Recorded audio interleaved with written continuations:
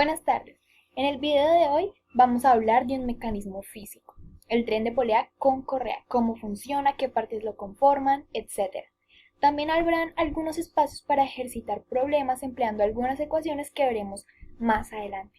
Este video fue realizado por Ana Sofía Siendo Álvarez de grado 10º. Lo primero que veremos es nuestro propósito. Aquí tenemos el desempeño de la materia de física, que es reconocer y diferenciar la funcionalidad de los diferentes mecanismos físicos utilizados para la construcción de máquinas compuestas.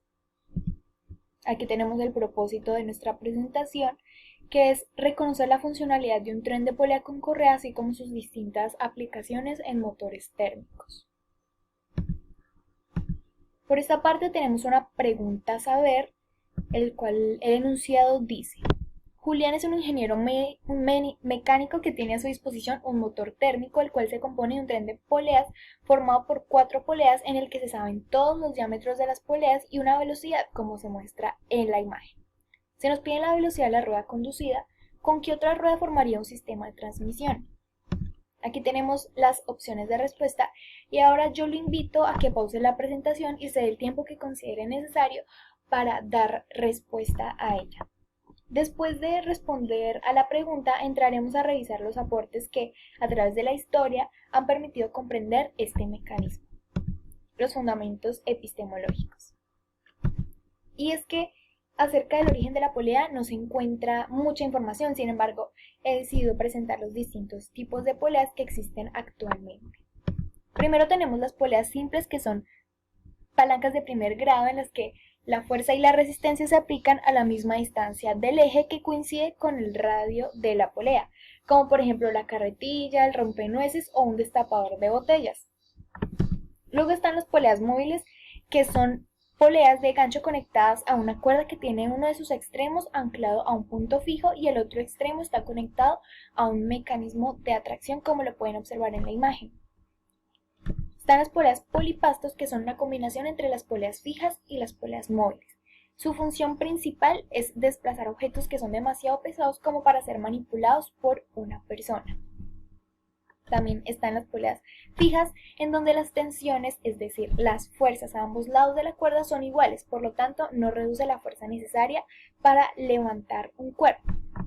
Y por último, las poleas compuestas, que son aquellas donde se usan más de 2 poleas en el sistema y puede ser tanto una fija y una móvil o 2 fijas y una móvil, etc. Ahora pasemos a los fundamentos teóricos bases, que nos explicarán más detalladamente todo sobre este mecanismo. Primero debemos saber que el sistema de poleas con correa consiste en 2 poleas con correa formado por más de 2 ruedas. Ese es el tren de polea con correa. Ahora, el sistema completo se construye con un soporte sobre el que se instalan varias poleas dobles con sus respectivos ejes y una correa por cada 2 poleas, que es lo que pueden observar en esta imagen, que es una cadena con doble polea. Ahora tenemos las ventajas y desventajas en cuanto a usos del tren de polea con correa. Por una parte, las ventajas es que este mecanismo es muy empleado en distintos aparatos electrodomésticos como neveras, lavadoras, lavavajillas, o en aparatos electrónicos como disqueteras, equipos de video y audio, y en algunos mecanismos de los motores térmicos, como el ventilador, la bomba de agua, etc. Y en cuanto a desventajas está la limitación para transmitir grandes potencias debido al deslizamiento que ocurre de la correa sobre la polea.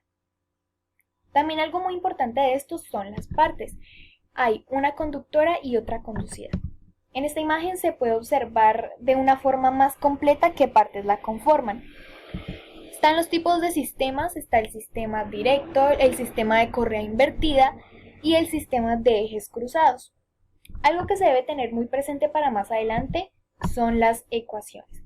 Y está esta primera, que es para velocidades para transmisiones por correa, y también la ecuación para únicamente la relación de transmisión, que es la relación que existe entre la velocidad de giro de la polea motora y la velocidad de la polea resistente. Seguramente se preguntarán qué significan estos símbolos en las ecuaciones. Este símbolo significa la relación de transmisión. D1 es el diámetro de la polea motriz y N1 su velocidad de giro, y D2 y N2 son el diámetro y la velocidad de la polea conducida. Algo también muy destacado son los tipos de correas para las poleas. Existen 4 tipos.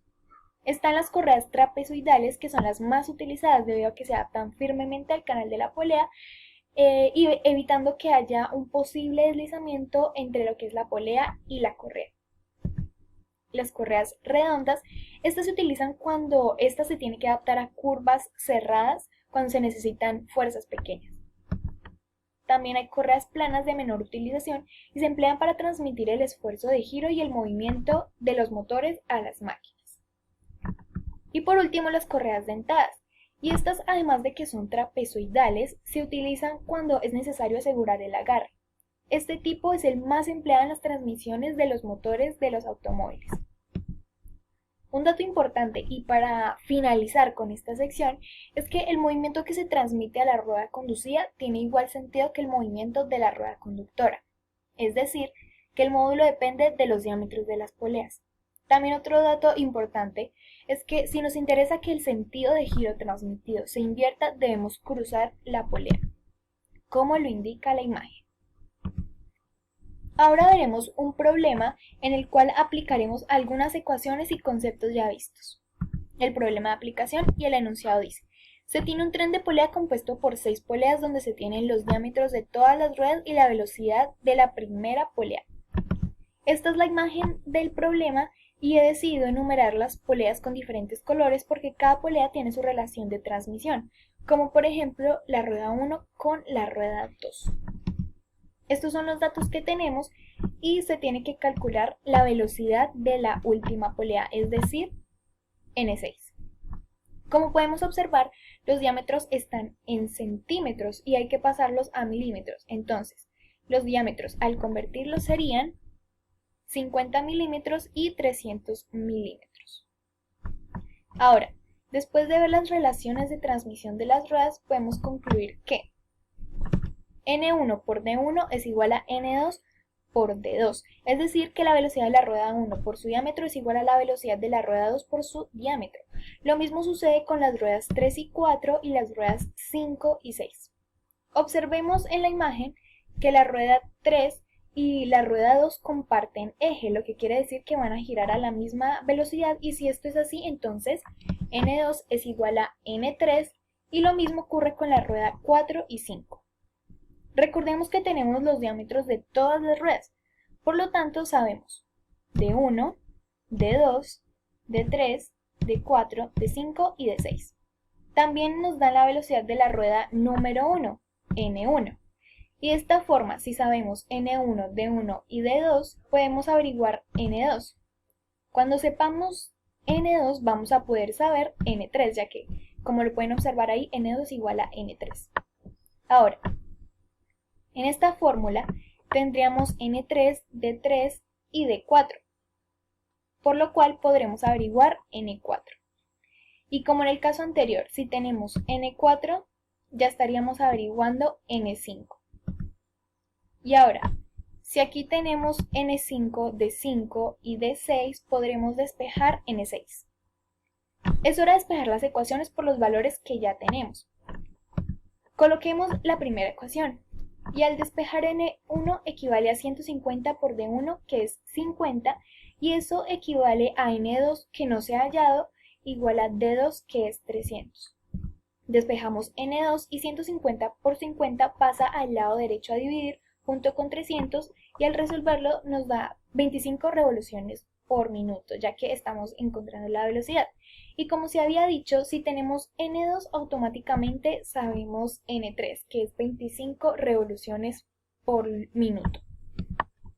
Lo mismo con la siguiente fórmula.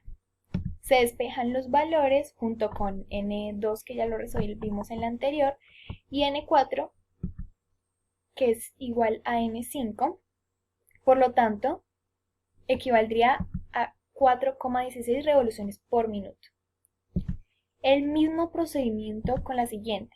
La ecuación, se despejan los valores, se despeja N6 y podemos concluir que la velocidad de la rueda 6 es 0,69 revoluciones por minuto, dando respuesta a nuestro problema de aplicación.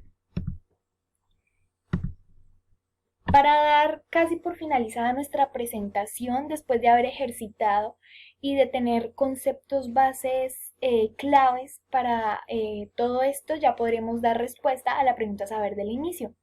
El enunciado era: Julián es un ingeniero mecánico que tiene a su disposición un motor térmico, el cual se compone de un tren de poleas formado por 4 poleas en el que se saben todos los diámetros de las poleas y una velocidad como se muestra en la imagen. Si nos piden la velocidad de la rueda conducida, es decir, la rueda 4, ¿con qué otra rueda formaría un sistema de transmisión? La respuesta correcta sería la opción de respuesta B, con la rueda 3, ya que la correa las une, lo que permite el movimiento. Esto es así porque, como ya se había dicho anteriormente, el medio de transmisión que permite que las ruedas del sistema se puedan mover y crear una relación de transmisión es la correa. Por lo tanto, si observan la rueda 3 y la rueda 4, la que los une es la correa, formando así entre la rueda 3 y la rueda 4 un sistema de transmisión simple. Por último, tenemos la bibliografía. Y bueno, esto sería todo. Muchas gracias.